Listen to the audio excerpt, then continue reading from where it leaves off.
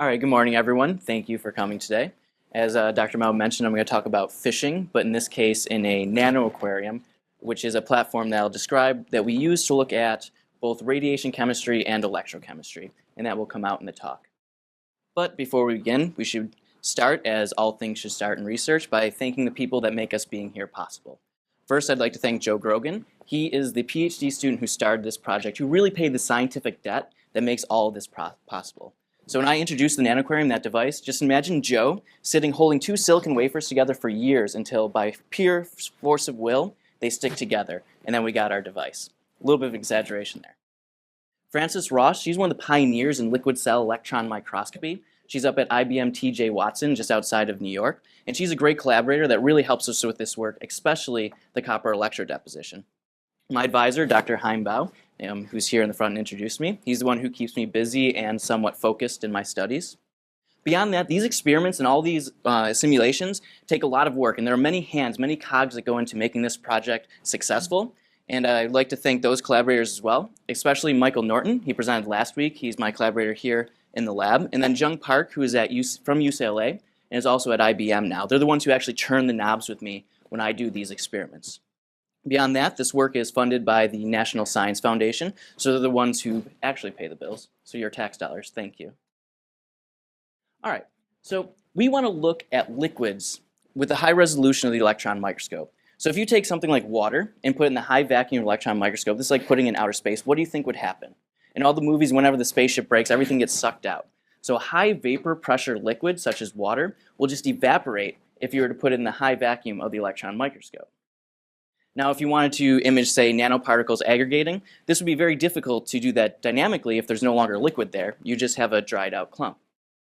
So what you could do prior to devices like the NanoAquarium existing is you could take and you could mix up your solution, you could dry it out, take a picture, and then go and do that again and again at different times in order to come up with some idea of the dynamics. This would be like going to a horse race with a regular camera and taking pictures of a bunch of horses as they run by, and then trying to put that back together to make a flip book to have a understanding of the gallop. Now, if you could bring a video camera there and study one horse as it runs by, you can imagine you might miss some of the subtle nuances in the dynamics of the gallop.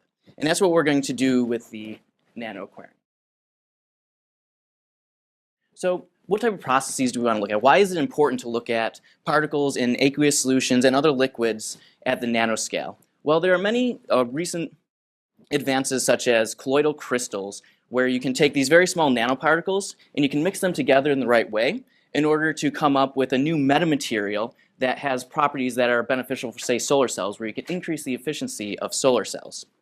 Understanding the dynamics of how those particles aggregate will help you control the bulk properties of these structures when they're created.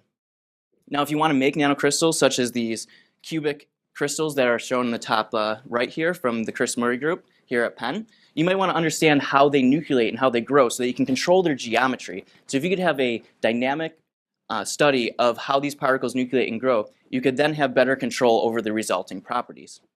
Beyond this, there are other processes such in biology, where here on the bottom right, we have one of those flip books where they took some biological macromolecules, in this case it's actin and myosin, and they froze them and took a picture and then did it again at a different time to try and understand how this molecular motor walks along this long thread. And so this is one of those flip books, but if you could image this directly for one motor, you might be able to see that we're missing part of this picture. Beyond this, we'll look at other materials such as electrode deposition and bubble growth, which I'll talk about in a moment. Another reason you might want to do research is you might find that someone said what you're doing was nearly impossible just years ago. De Gennes, a Nobel Prize winner in physics, once said, and I'm just going to read this, "In spite of their importance, these processes are still poorly understood. The solid-liquid interfaces are much harder to probe than their solid vacuum counterparts. Essentially, and this is the important part, essentially all experiments making use of electron beams become inapplicable when a fluid is present." Well, today, I'd like to show you how we overcome that limitation. So how do we do it? And this is where the NanoAquarium comes in, our little fishing container. And what this is a silicon device that you can make using bulk processes, where we take two wafers, sandwich them together with a very thin spacer so that we can confine a small amount of liquid in between two electron transparent windows. And what this does is it's a device that can be sealed hermetically, so we can keep near atmospheric pressures within the device while still maintaining the high vacuum that's required for the microscope to operate. Since we're using standard silicon technology, we can pattern electrodes inside our device so that we can do actuation and probing. And in this case, we have 4 electrodes that have been patterned so we can do standard electrochemical experiments, 2, 3 probe experiments. This device was again designed by Grogan and Bau here at UPenn. To give you a side view, an illustration of how this works, you can imagine you have a silicon wafer that has an electron transparent window here in the center. We deposit some spacer and take another silicon wafer and attach them together. And we do what's called wafer bonding, which allows us to get a chemical seal between the 2 wafers, so they essentially become one material. And then you can fill it with whatever solution you're looking at, and you can imagine you are imaging, say, nanoparticles as they move around in solution. And this overcomes that process where before, what you had to do is you had to tediously either dry out a sample or you had to freeze a sample. And this would be like mixing Cheerios. If you wanted to understand how Cheerios stick together on top of milk, that would be like sitting there and again mixing it and taking picture after picture and trying to understand the dynamics. Here, we're going to be able to watch it with a video camera using a device like this. The first thing we want to do is to prove that once we have this device together, we want to make sure that we're not changing the physics too much because of the process of making the device. So one of the first things we looked at was a well-studied system of the aggregation of small nanoparticles. Now this is something that you can study on a macro scale by using processes such as dynamic light scattering in order to get ensemble averages. So there are special optical properties that you can measure that will tell you how these particles stick together. And you can measure some of them based on the number of clusters, how large the clusters are, their fractal dimension, which is just a measure of how they fill a space. And when we compare our results to what is known in literature, we end up agreeing very closely with the diffusion limited aggregation, which is a well-studied field. So we know that at least the processes we're looking at inside the NanoAquarium are not being changed too much by being in this cell, so that we can continue on to look at some new systems of interest. The first system I want to talk about is the electrochemistry. So something that's very important in today's world are batteries. Batteries, we want to make sure that they can last longer. We want to make sure that they're more reliable. A couple years ago, you may have heard of the Boeing's Dreamliners, the 787s, were grounded because of battery issues. What they were thinking was happening was they were forming dendrites inside these cells. And that's what we're seeing here, these long structures. And what can happen, you can imagine in a battery, you want to maximize how much energy you're storing per unit volume of the battery. So what you do is you take your 2 electrodes and you bring them as close together as possible. And then when you charge it, you end up growing a metal film. And what happens is if you have these dendrites, if you're charging too fast or some of the properties are not correct, you'll have these large structures, these asperities that form, and they can bridge between the 2 electrodes. And if that happens, it's a short circuit. And you probably played with a battery when you were a kid where you wrapped a wire around a battery and then attached it to both ends. What happens to the wire when you do that? It gets very warm, right? So in a battery application, if you're charging it and it gets very warm, that's what can cause a fire. And this is something you want to avoid. And so what we do is we look at a simpler system than lithium-ion batteries because there's more complications to them. We look at another well-studied system of copper electrode deposition. The reason we look at copper is because we work with IBM, and IBM really pioneered the use of copper to grow interconnects in electronic devices. So in the computer chips in your phones, the computer chips all that are ubiquitous around us, you form individual transistors that are like little islands. And in order to make the whole system work, you have to electrically connect them so they can communicate with one another. So you can use copper electrode deposition to fill those trenches in between the islands, to build bridges to make sure that they're working together. And for this reason, copper has been studied for many years, and we can compare it to what other people have seen to make sure that what we're seeing, we understand. And we really want to just focus on one problem, and that's the formation of these asperities, or this instability of dendrites. So to connect it back to that device, to give you an idea of the scales here, the width of this window is about 2 microns, so that's a 50th of a hair. If we were to take an optical picture of that transparent window that we have in our device, that's in the top left here. And this is 100 microns wide, which is about the thickness of a hair. So if you were to cut your hair, it would fit right perfectly on there. We look at a very small portion of that window. So what we're looking at is the really early dynamics on the nanoscale of the formation of the metal deposition on the edge of the electrode. So the length scale of the full experiment is much longer than what we're probing, so we're really getting an idea of what's happening on the fundamental level. And again, just to give you an illustration of where the other electrodes are, because those are important parameters for the electrochemistry, details I won't go fully into. So what do we see? So we want to understand the charging and discharging of batteries. So it's well known that if you were to charge a battery or do electrodeposition, if you do it at a very low rate, so here what we're going to do is we're going to apply constant current. And the reason we apply constant current is because we can control then the amount of mass that's deposited. So when you have ions floating on solution, in this case it's copper, so copper floats around as a 2+ ion. So that means for every 2 electrons we put into the system, we will get 1 solid copper atom somewhere on our electrode. So if we apply a very low current, which we're doing here, you end up getting small islands on the electrode form. And this is something that's been well studied. And you can see individual islands forming, and then eventually a little bit of a film. So what we're showing here is for the first 20 seconds, this is sped up a little bit, we are depositing material. And then for the second half of the video, we are etching the material by pulling current away from it. So this is analogous to first charging the battery and then discharging the battery. Since we're controlling current, the other electrical measurement we have that we can look at is the voltage, and that's what we're plotting here on the right, is the voltage as a function of time.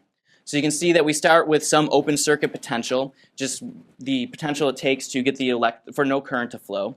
We apply current, and the potential drops, which is what causes the deposition of the ions on the working electrode. The copper 2 will take on one electron, and then there'll be a copper 1 that's absorbed to the surface. When they're on the surface as copper 1s, they can diffuse around. And since it's difficult to nucleate sites, in this case, all the copper ions are going to diffuse together to make what should be you can approximate as hemispheres on the electrode. Now, do you think this is a good charging form for your battery? If we want to maximize how much material per unit area to maximize how much energy is stored in our battery, do you think having islands is the regime you want to work in? No, you want to make sure you fill the whole space. So what we can do is we can increase the current, which will increase the overpotential or the potential on the electrode, which now those number of nucleation sites, they will scale exponentially with the potential. And so by increasing the current or the rate at which we're charging this battery, we end up getting nucleation everywhere, and we get a nice uniform film growing. So now this is really where we want to be operating our battery. We have a nice solid material growing. And you can see here we're going through a charging cycle, and then we go through a discharging cycle. And now I want to point out with the voltage measurements, you can see they're very smooth. And we can do many of these cycles, and it compares very well with what we expect for galvanostatic cycling. And we get very nice, smooth curves. So now, one thing is you've probably been charging your phone, you really want to, you have a meeting to go to, your phone's at 20%, and you really are just waiting for it to get to a reasonable level so you can leave. But it takes a long time. And so one thing you want to do is you want to maximize how quickly you can charge and discharge these batteries. So we're going to focus on the charging part here. And so you could think, all right, so I know that by passing current, I convert these ions into a solid, which is what charges my battery. So I can just pass a higher current, and then my battery will charge faster, right? Yes, but there are some complications of this. So here we're charging an even higher current, and we end up getting these asperities that form. And so these asperities, again, they're very bad for the battery, because not only can they cause catastrophic failure in the form of fire, but also you can see that we've left material behind. So when you're discharging your battery, eventually you won't be able to get all the energy out of it. And we've all experienced this as our laptop batteries get older. They don't last as long, and that's because we have inefficiencies where we've left material behind. We don't have a full nice cycle. We're not depositing and cleaning off like we did in the last case through all of time. And so why do we get these dendrites? So now we have these ions that are floating around in solution. When we start this deposition cycle, we have a uniform number of ions everywhere. So we start depositing, they're really close to the electrode. They can join the electrode, take on their first electron, take on their second electron, and deposit and become a solid. But you can imagine over time, you're going to run out of ones that are close to you. So if you had, say, candy spread out all over a table and it was a candy eating race, early on you could pick up the candies and eat them very easily, but eventually you have to reach very far, and it takes a little bit longer in order to grab one of these candies. And this is what's happening in this case, where we've depleted all the local ions in solution, and now we have to wait for them to diffuse to the electrode. And so when these ions are diffusing, again, we're passing a constant current. We're telling them that we need so many atoms to deposit every second because we're controlling current as a constant. So what that means is as these ions are coming, they're racing to the electrode and they're going to follow the path of least resistance or highest conductivity. And that's going to be the shortest path, so they're going to deposit at the tips. So when you see here, when it goes back to the deposition cycle, first we get a nice surface like we saw before, and then as it's growing, it ends up depositing at the furthest tips.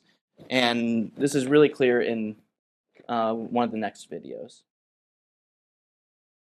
So this video here, we can see that the tips do grow very quickly.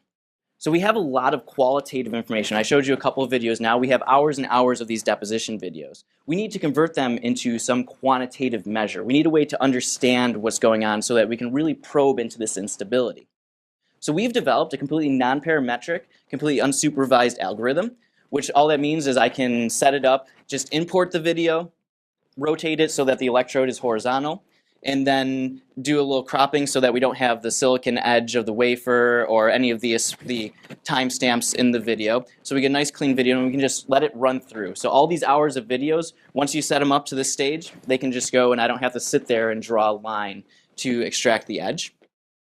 And so we go through this process where we do some filtering because we want to expose the sample to the lowest amount of electrons possible. And I'll talk about why this is important later. But if we minimize how many electrons we're shooting at the sample because we don't want to cause damage to it, we're going to have a very noisy image. So we're operating really at the threshold close to where if we were to lower the amount of light, the amount of electrons we're passing through this, we'd no longer see an image. This would be like being in a dark room where there's not enough light to see the other wall. We're shining just enough light so that we can see that far wall, so that we're not interacting too much with the sample. And so because of that, we have to do some image processing, and that's what this algorithm does for us. And we can see at the end that we very robustly can extract, even in this very difficult case where we have these large disparities, we can really extract the edge within a couple of pixels of the true edge of the system. And this is great because it saves me a lot of time from having to sit there and draw the lines. So what can we do with this quantitative information? Well, we're looking at this electrode edge, and the first thing I want to look at is like, okay, so what happens to the average growth height? Because the average growth height is going to tell us how much material is being deposited in that area. Because again, we're controlling current. So locally in this very small window of a very large experiment, we can see what is the actual local growth rate, which tells us directly through some conversions of number of atoms to electrons, what the local current density is in that area. And that's really what controls which of these morphologies we get. So if we have a low current density, we're going to get that nucleation growth that we showed first. If we have a medium current density, we're going to get a nice uniform film. This is really where we want to be. And if we have a high current density, we're going to have this instability that forms that we saw. So we can extract the average growth rate, but then maybe we're interested in what the farthest point is, because we know once we've depleted the ions, the ions locally in solution, they're going to deposit at the furthest tip. So let's measure, say, the furthest point, and that's this line in red.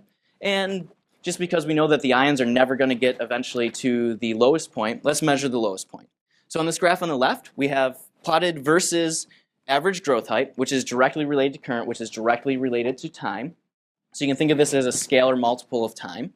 We have the growth height versus average growth height. So that means the average growth height will be a straight line, since we divided that out, basically.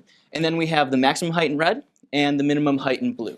And so in this case, what we're seeing is we grow pretty nicely for a while, and then at some point, all of a sudden, the furthest back spot, the shortest spot, stops growing. Where the furthest peak, the one that's farthest away from the electrode or closest to the ions, that ends up growing much faster. And even though the average height is still a straight line, the average growth height is still going as a straight line, meaning that we're still growing at the same rate on average. It's just now all the ions are going to the tips, forming the dendrites rather than making a nice uniform film. And this is what we want to try to avoid. But the very cool part is our image processing algorithm was able to extract the exact point where this happens. And we can see very clearly by the pits, the valleys no longer growing, that we know that we're in a diffusion limited growth regime. And this is where we can get these large disparities. But we might notice, so that this is important, and so now we have a very clear way that we can identify the onset of this instability. But as it's growing, you might say, hey, Nick, you know what? Your electrode's not atomically smooth. And even when you're in that the growth regime where it's a uniform, you don't have a perfectly smooth edge. And so there's still some form of waviness there. What's going on there? Well, again, we want to be able to quantify this. And a nice simple parameter that we can use is the root mean square roughness. And this is just a measure of the width of the interface. So it's similar to the distance between the red and the blue line vertically. And what this is just, it's a standard parameter that you can easily measure. It's just the square root of the mean deviation from the mean, the square of the mean deviation from the mean.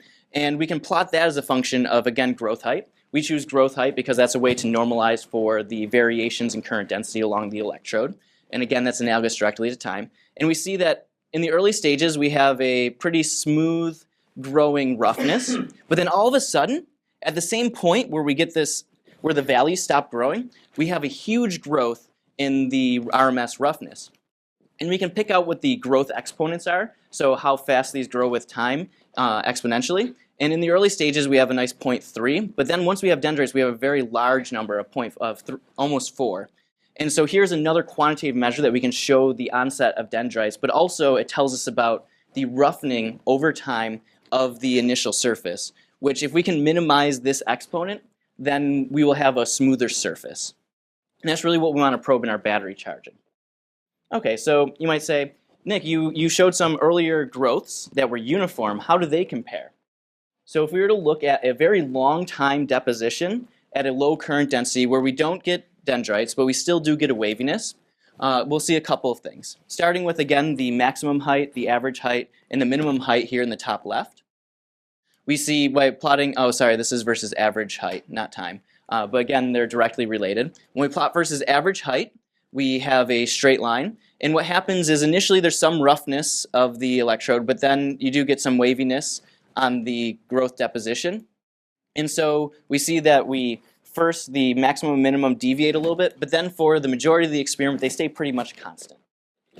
And so if we look at then the Rms roughness, which again is a measure of this waviness, it's the width of the interface, if you want to say vertically, we see that we start with some roughness in nanometers, and then we have a growth regime where we're near that 0.3. This number is important, we're going to come back to it.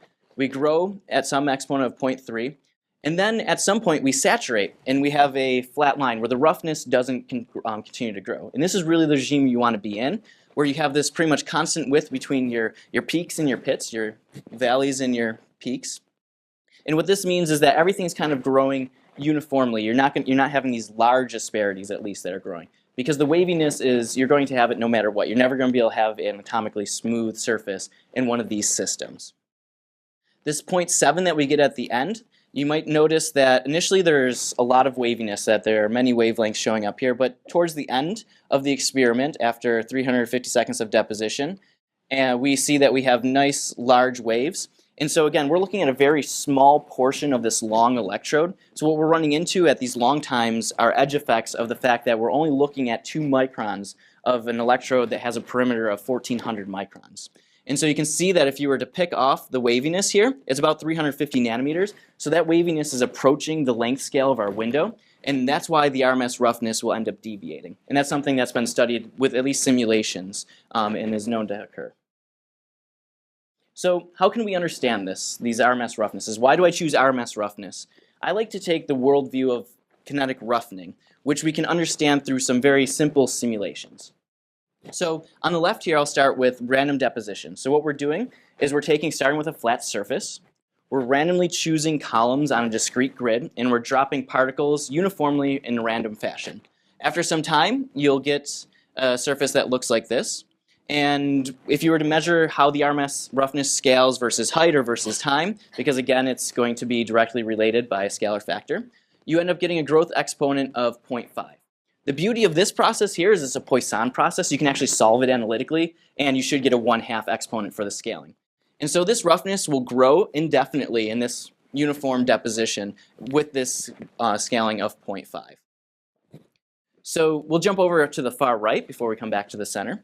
And on the far right, it's like, okay, so you know what? There are other physics going on. Remember I told you that those copper 2 plus ions, they deposit as copper 1s, and they can move around a little bit. So when they're moving around, they're trying to find the most energetically favorable position. So they're trying to find the place that is easiest for minimizing the energy of the system. So they want to actually fit in those valleys because a close to smooth surface would be easier for them to move around on because they still want to be able to diffuse when they're copper 1 ions.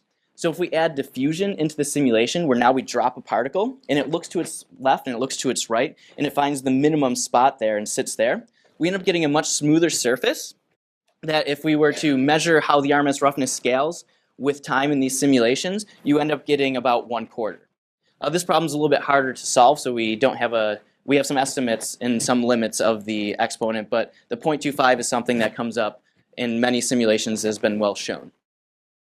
But our system is even a little bit more difficult. There might be more physics we want to talk about because our ions are being driven again with a constant current. So they both want to go to the minimum site to minimize energy, but there's also some other driving force involved, and that's the current that we're passing. So they also have some reason to take up another electron and become copper zeros or solid coppers, and once they do that, they stop diffusing essentially.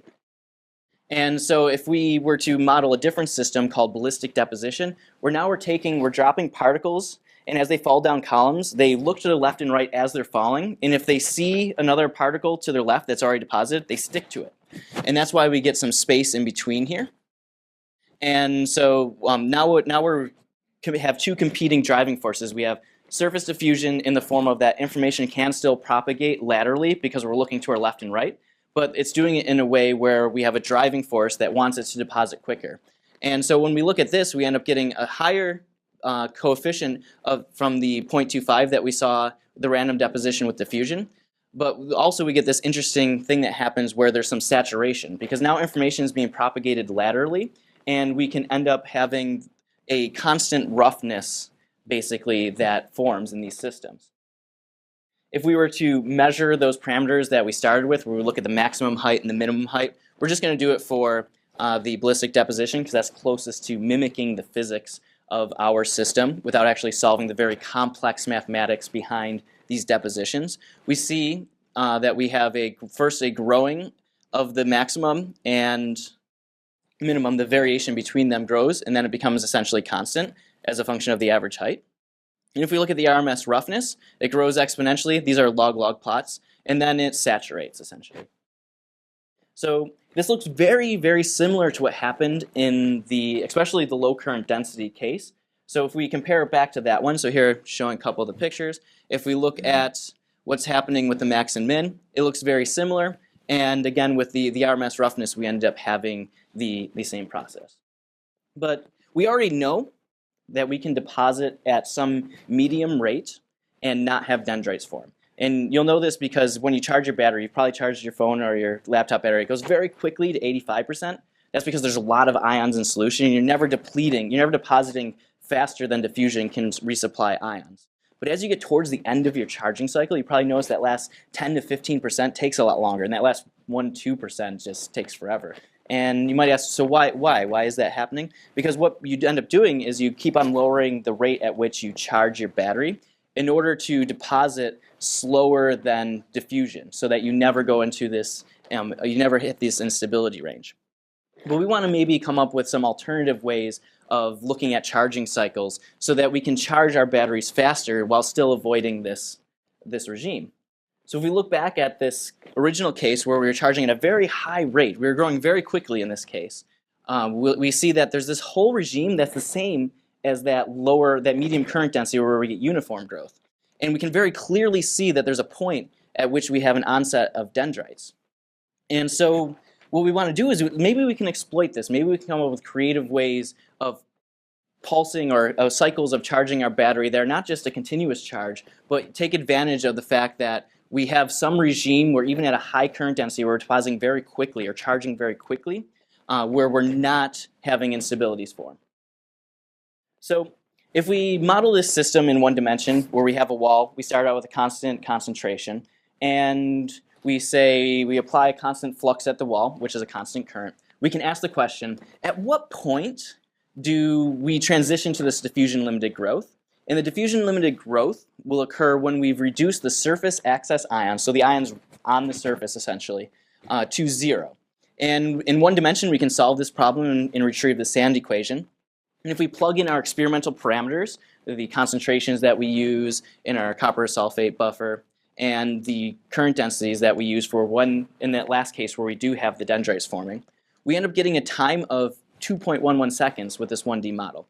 In reality, it's just about 4 seconds is what we had in our actual 3D world. So this is a very good estimate, at least on the order of magnitude, of when we will have this transition. And it's nice that it's conservative, because then we can use that in our experiments as a conservative approach to when we will hit the diffusion-limited regime.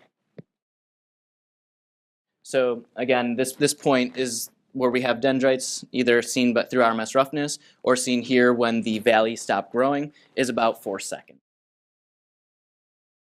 So let's exploit this early time. So what we're going to do now is, instead of depositing continuously at some high current density, we're going to deposit at high current density for a little bit and then turn it off. We're going to wait a few seconds. So here we're depositing at the high current density of 288 amps per meter squared on average over the whole electrode.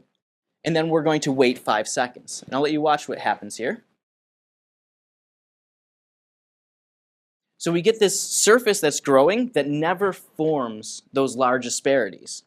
And this is what you want in a charging cycle. This is sped up a little bit from real time. But what we do is we end up depositing the same amount of material that took 350 seconds of deposition time, or 700 seconds because of the way that we cycled in the low current density. We can deposit the same amount of material if we count waiting time in 48 seconds here as took 700 seconds at the low current density. And the really nice thing is if we plot the Rms roughness, and instead of looking at each cycle, we look at the aggregate and look at the average scaling exponent, we get 0.49, which is really close to that 0.5. So we're essentially, from this scaling parameter perspective, we are getting a randomly uniform deposition of this system. So yes, there is waviness that is forming, but we're never going into that regime where it's growing very quickly, so where we won't get those very large asperities. So we can model, again, this system where now we're starting with constant concentration. We're going to apply a square wave where we have, for 1 second, we have constant current or constant deposition, and then we wait for 5 seconds and allow diffusion to give us our material back. On the left, we can see what it looks like for the concentration in the solution. You'll notice that even though we're imaging on a 2 micron scale, the diffusion lengths in this case are in the order of tens of microns. So just because we've depleted very locally in our window what's going on, we still have large consequences for the whole cell in what's happening in terms of the concentration. If I were to just look at the wall in this one-dimensional world, where we plot the wall concentration as a function of time, that's what we see on the right here. So that's essentially our growth edge. We're not accounting for the fact that this is a moving boundary problem. We're just doing a really simplified model to get an estimate of how many cycles we can get before we go to this diffusion limited regime. And when we plot that, we see that we can get a couple cycles, in this case is about 5, before we get before we hit 0 concentration. Once you hit 0 concentration and go negative, this model's no longer physical. You can't have negative concentration. Other reactions have to occur in order to account for the current in those cases. And so this is very nice, because in that previous video I showed you, we got about 8 depositions before the cell failed, and without getting dendrites. So it's very clear that we can, again, use this very simple model in order to have an estimate of how many cycles we have to do before we have to replenish the solution. If we look at how diffusion replenishes the solution, it does very well for a short period of time, and then it's going to take literally forever in order for the solution to come back to a constant concentration. So when you're designing some sort of pulsing, you'll have to take this into account and understand that you're never going to be able to do this indefinitely. Even if you deposit at the lowest currents, eventually you're going to deplete your finite solution. And so you're going to want to, it's an engineering problem where you're going to want to optimize between how many cycles you do and the rate at which you charge before you replenish your solution in some other fashion other than diffusion. So one alternative is, so we've gone and we've deposited and then just had a waiting time. It's well known for electroplating. So say you just want to deposit copper on a silicon wafer, that's another well-studied system for different processes in silicon wafer technologies. One thing that people like to do is you deposit for some time, and then you etch a little bit in order to help smooth out the surface. And this works when your parameters are right. And right now what people do is they empirically find what parameters work and give you the smoothest surface.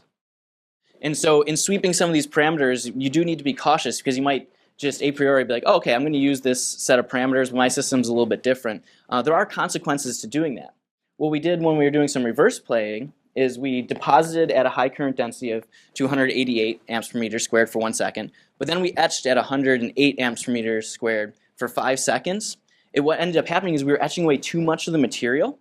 And the material on the nanoscale when you're etching, which we can see very clearly here, especially when the video restarts, the material in etching, just like when depositing, it wants to go to the easiest place, is going to leave from the easiest place as well. So the thinnest parts end up getting etched, and the thickest parts don't end up getting etched. And here we have some coarsening going on, where those who have will continue to get, and those who have not, even what they have will be taken. And eventually we have this very large crystal that grows, a single crystal of copper, which would also be a catastrophic thing in your battery. You can imagine you're never going to be able to discharge your battery if this type of thing happens. So being able to do experiments like ours will allow us to understand the physics of what's going on in even these other situations.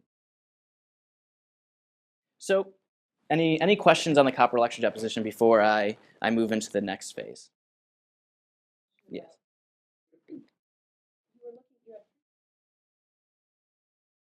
Mm-hmm.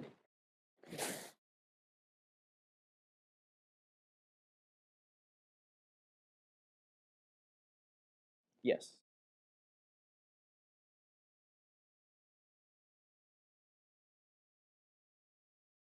So so they are directly related. So the saturation value, as long as if your window is large enough, you will saturate at a value that is, again, like you said, directly related to your lateral length. If you and it's also connected to this dynamic, this growth exponent too.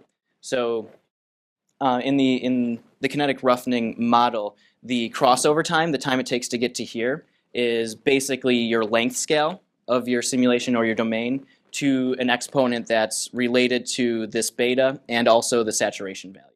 So there are 3 exponents that only 2 of them are unique in these models. And I have a really good reference on that if you would like to talk about it after as well. All right, Sean? Mm-hmm.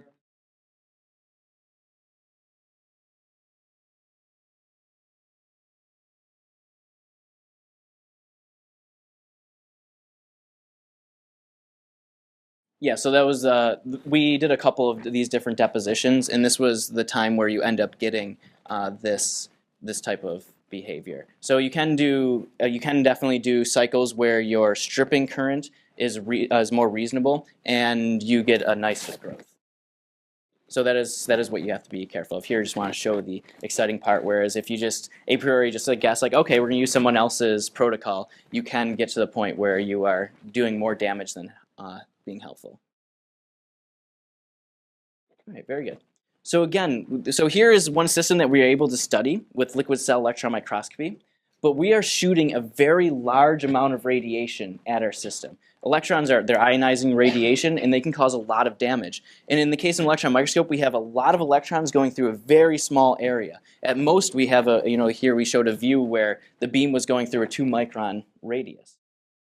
And so what happens when you shoot electrons at water? Well, there's a lot of complex chemistry that occurs when the electrons interact with the water molecules. And so as electrons, or as any ionizing radiation, this is the same for visible light, same for UV, it's the same for heavy ions. As they pass through material, they can excite and ionize the materials through which they are going, and they can kick out electrons from the orbits of, say, the water. And now water is very special that it's a liquid, so there are many species that can be formed and interact in these environments. And so in the very early stages, in the very short times, as you have the incident radiation, it's going to create a couple of these species, including free electrons that we call hydrated electrons. They're electrons with a cage of water on them, and a bunch of ions and radicals. And so that's at the short times. And then as you go to long times being greater than a microsecond, which these are the time scales that are important for electron microscopy. Everything I showed you here, all these experiments have been on the scale of seconds to tens of seconds to minutes or hours. So we're not really interested right now in the very short time interactions. And with the electron microscope current technology, we can't probe these time scales anyways. So we're really interested in the bulk scale reactions.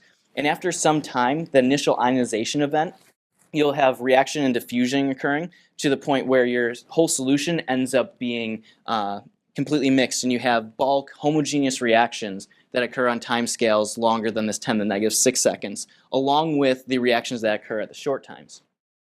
And in order to model just water, so we're not talking about anything else that's in the water, it actually takes dozens of reactions to accurately understand the time evolution of all 16 of these species. And here's just a sample of some of those reactions. What I'm going to talk about now is we've modeled these homogeneous reactions, this long time scale reactions, I should say, we end up having 79 different chemical reactions that we've incorporated into our mathematical model. So first, I'd like to talk about the case where we're going to just imagine a world where we have everything being irradiated with a beam of a constant dose rate. So we're shooting electrons through all of space.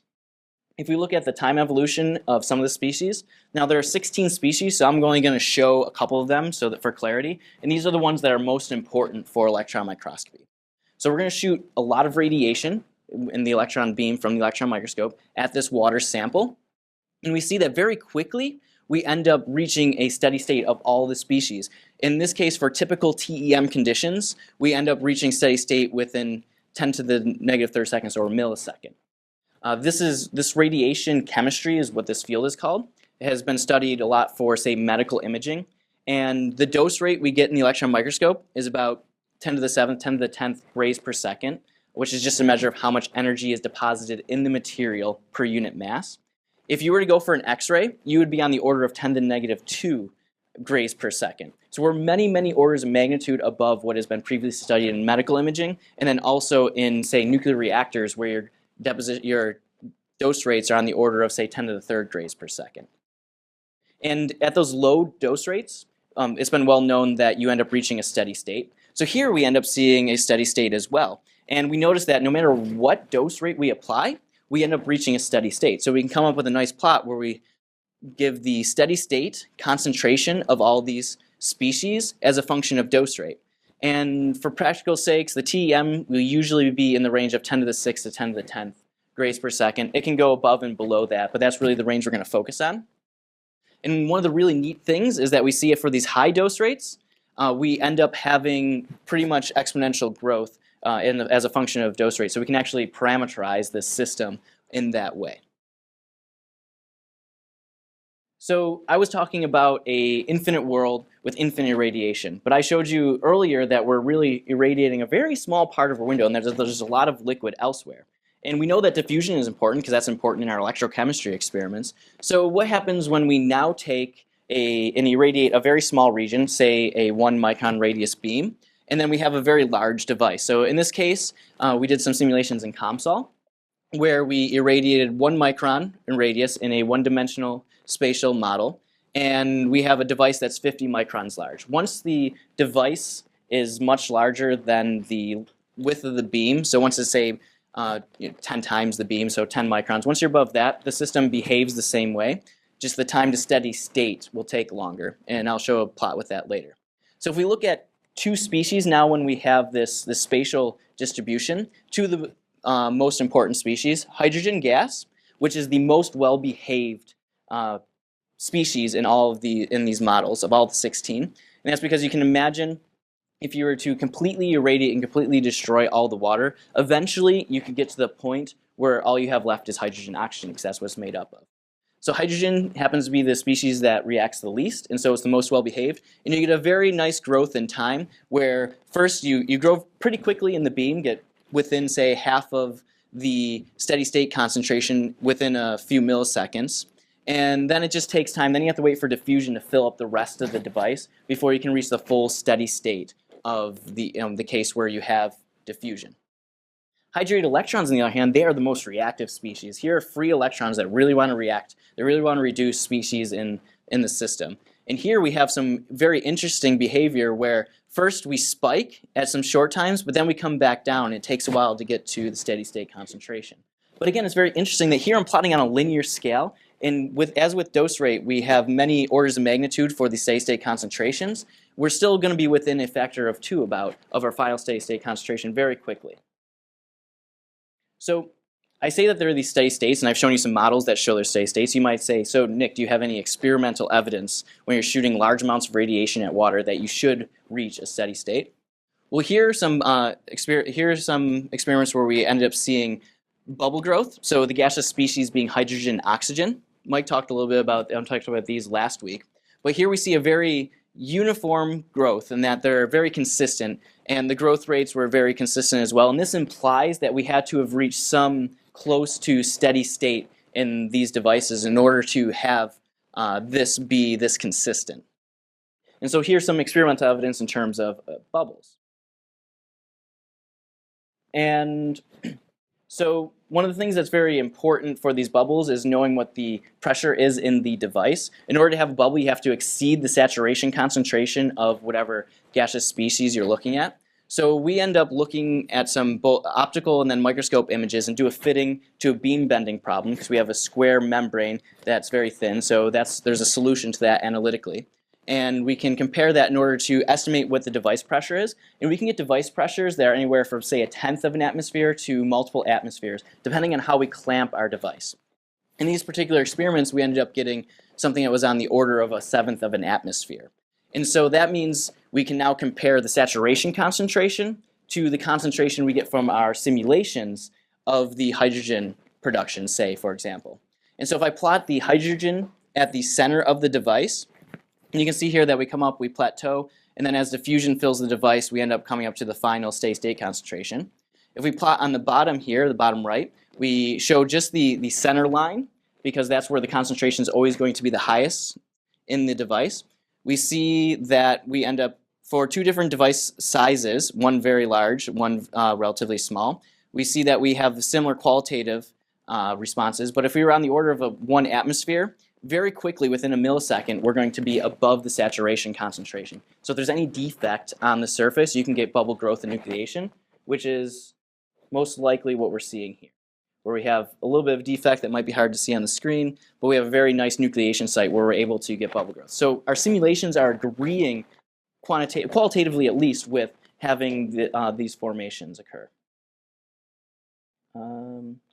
And this is going to be we can show that this is a function of the dose rate. So the dose rate is controlled by how many electrons we throw through the material. So if we change the current of the incident beam, we change the dose rate. And we see that the growth rate of large bubbles, so now we're on the order of the size of the window, so we're tens of microns. So there's still liquid around the edge that's being irradiated. If we turn up the current, we can very consistently get an increase in the bubble growth rate, implying that the steady state concentration, or this short time steady state concentration at least, is very close to, it is increasing in these systems in order for the bubble growth rate to increase. So here we kind of show that the beam is affecting it is affecting the system. It can cause nucleation and growth of bubbles, and the more beam there is, the more of this stuff we're going to produce, which is in agreement with our analytical models, or our numerical models, sorry. So what else can we do with the beam? Bubbles are interesting, but sometimes you want to look at other systems, such as nanoparticles. Again, they're important because you use them in solar cell technologies. So here we're looking at gold nanorods that were provided by the Murray Group, and we saw something very surprising that took us a long time to understand. And what's happening is the beam, it makes 16 species. Some of those species are highly reactive. Hydrated electrons, again, are strong reducers, but OH radicals are strong oxidizers. And so what's happening here is the oxidizers in the system are actually etching our nanoparticles, which is interesting and something that we can begin to study. So we know that the beam interacts with the sample. It creates radicals that react with whatever we're looking at. And so we need to, that means if we change the beam parameters, we might be able to change either the rates or what is happening here. So we found that by sweeping through different dose rates, for low dose rates, there's a threshold where this begins. For Once you reach some threshold, you have enough of these radicals in solution that you can begin to react with your atoms. So once you reach some threshold, you end up first, you can do etching on some of these nanoparticles. But then if you meet this sweet spot, you get to the point where the oxidizers and reducers are balancing one another, and you can essentially, for a very long time, have stable particles. And this is where you want to operate if you're an electron microscopist doing these experiments, when you're trying to understand, say, the aggregation of nanoparticles. That very first video I showed you, we happened to stumble upon a situation where we were not etching our particles, and we could see diffusion-limited aggregation. With these nanorods, we stumbled upon a new interesting phenomenon where we can etch them, we can keep them steady, but then if we increase the dose rate, eventually you'll have so many of the reducers, the hydrated electrons for the most part, that you can end up depositing material, and you can end up growing nanoparticles. If we were to plot when etching and growth occurs, we see that there's a pretty sharp transition between, as a function of dose rate, between when we have etching and when we have growth from these sets of experiments. But again, we need to, if we want to understand from the models why this might be happening, we want to look at the dominant species that occur in these reactions. There are other species that react with the gold and the ligands that are attached to them to give them their shape. But if we look at just the primary reducer and oxidizer, hydrated electrons to OH radicals, and plot that as a function of dose rate, we see that in this regime, this lines up reasonably well with what we're seeing up here. We have a nice slow change in this region, and this is presumably where we can have this etching. And then all of a sudden, the hydrated electrons start growing very quickly compared to the OH radicals, just because of how the very complex chemistry interacts. And we can get to the point where we have enough hydrated electrons to cause deposition. The one thing that's missing from this ratio are the rates of reaction, so the rate constants for these gold nanoparticles reacting with the hydrated electrons and the OH radicals, and that would presumably close the system. You could fully model this if you had those rate reactions, which we might be able to exploit. We might be able to get out of experiments similar to this. So again, I said that these the hydrated electrons are highly reactive. That means their concentration goes to essentially zero very quickly outside of the irradiated region. So this is something we might be able to exploit. Here on the left, I plot the concentration as a function of radial position, and we see within a couple hundred nanometers of the beam, we end up going to essentially zero concentration of the hydrated electrons. And we showed that there's a minimum threshold needed in order to have deposition. So we'll keep that in mind. If I plot on the right here what's happening in terms of time at the center edge and wall, we see that the wall concentration never reaches, never grows above zero. And so it's essentially zero for all time for a large device. And so we want to exploit this idea that we have very localized effects for these radicals. Something like hydrogen is going to diffuse and it's going to be everywhere. But many of the radicals in the system, especially the OH radicals and the hydrated electrons, are going to be confined to the beam. So we can use this as a means to do experiments. And what we went and did, Joe Grogan sat for many hours writing out, is we focused the beam to a point where we get deposition by zooming in, and you can pattern nanowires in your directly from solution using the electron beam, exploiting the fact that many of these radical species that we're forming do not exist outside of the beam. So at this point, I'd like to just close up. We have this device that we call the NanoAquarium, created by Grogan and Bau. And this NanoAquarium allows us to image different material systems. We showed that there's a lot of reactions at the end here, a lot of reactions with your solution. So if you minimize those beam effects by taking the lowest dosage possible, you can actually look at different material systems without affecting them too much by the beam. The beam is there and it is reacting with the solution, but if you're below those thresholds, where you don't get where your deposition is slower than your deposition due to, say, your electrochemical experiment, you can still image these processes with the nanoscale resolution of the electron microscope very clearly and see some interesting physics. And then we also noticed that when in these simulations and in looking at these experiments, that we can utilize the beam rather than just as a way to shed light on your system, but also utilize it as a tool to perform experiments themselves, and are able to do things like writing nanowires. And at this point, I'd like to open up to any questions.